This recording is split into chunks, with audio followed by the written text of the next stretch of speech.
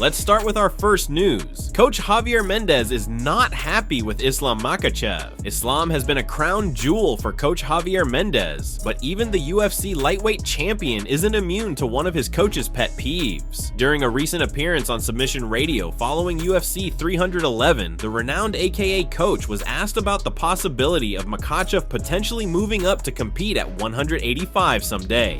The coach expressed confidence in his fighter's ability to succeed at that weight class, even recalling memories of how Makhachev handled heavyweights during training. However, he admitted that he's not exactly thrilled about the idea. When asked how he would match up with someone like, for example, the current champion Dricus du Plessis, the coach said, "Fantastic. I've seen him go with heavyweights in the gym that are really good, and he's whooping on them. So I mean, I don't like it because when he's going with heavyweights, I go, what are you doing with heavyweights? You shouldn't be going with heavyweights."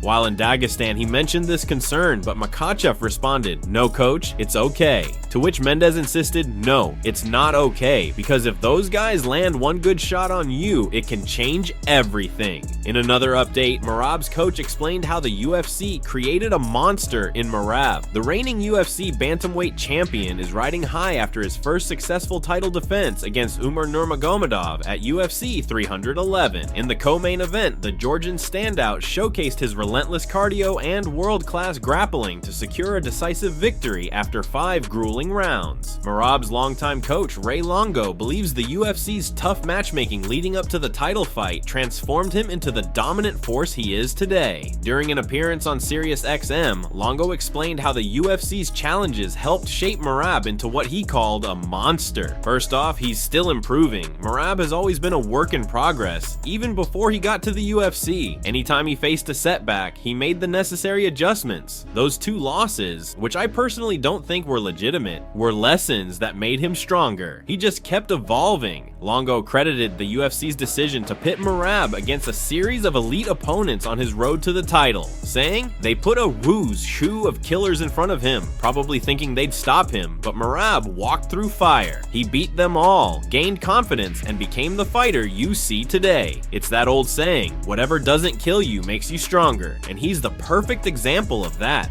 Merab earned his title shot after an impressive 10-fight win streak that included victories over Henry Cejudo, Jose Aldo, and Petr Yan. He made the most of his golden opportunity, defeating Shah Ali via unanimous decision in September 2024 to claim the bantamweight crown. Now, with 1 title defense under his belt, Merab has cemented his place at the top of the division while proving to be one of the most dangerous fighters in the sport. Looking ahead, Merab has several exciting options for his next fight. A rematch with Shah Ali could be highly anticipated and electrifying. A champ versus champ fight against flyweight king Alexander Pantoja would be a chance for Merab to add another champion to his resume. Meanwhile, a rematch with Petr Yan remains a compelling option. No matter the choice, Merab's relentless style and growing dominance promise another thrilling chapter in his career. Moving on, Khamzat Chimaev has been hospitalized until June. Khamzat's tough run doesn't seem to let up. It was recently revealed that the rising UFC star is facing yet another health crisis. However, this time the situation has taken an alarming twist as his manager has suggested that foul play might be involved. Once hailed as one of the most electrifying prospects in MMA, Khamzat burst onto the scene with frequent fights, dominant performances, and a rapid climb toward title contention. His dominant displays in the octagon, coupled with his ability to finish fights quickly and efficiently, had fans and analysts alike touting him as a future champion in multiple weight classes. However, in recent years, a mix of obstacles like legal troubles that kept him from traveling to the US and ongoing health issues has slowed his momentum significantly. Despite his immense talent and fanfare, Khamzat has found it difficult to maintain the same pace and activity that initially skyrocketed him into the limelight. His career has been marred by inconsistencies, with each setback raising questions about his long-term potential in the sport. The last time Khamzat had to pull out due to health issues was in 2024, when he was forced to withdraw from a highly anticipated bout with Robert Whittaker after a severe illness left him hospitalized for days. This incident was particularly disappointing for fans who were eager to see Khamzat test himself against one of the division's elite fighters. Now his manager Matty Sheamus reveals something far more sinister. Speaking with the Russian MMA platform MMA Brotherhood, Maddie stated, "We need to get medically evaluated first. He's in the hospital right now, but one of the possible reasons we're considering is poisoning, specifically food poisoning. At this point, I honestly don't believe this was an accident."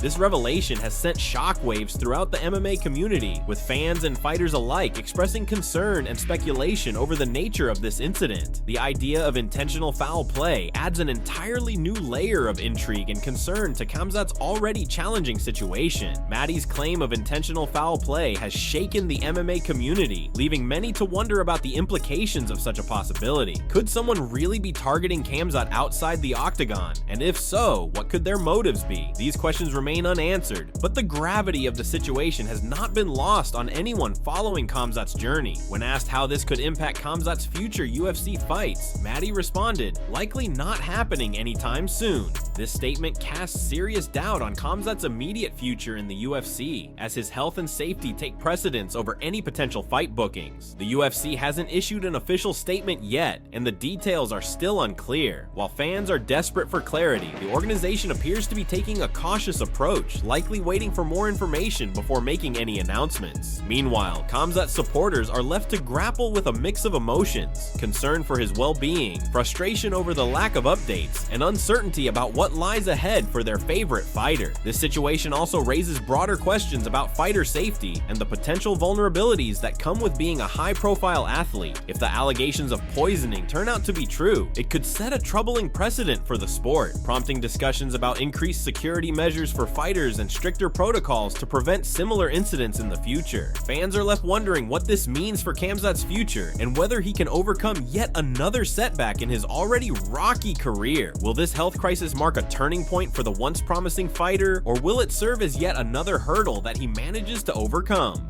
Khamzat's story has always been one of resilience and determination, and many are hopeful that he will find a way to bounce back stronger than ever.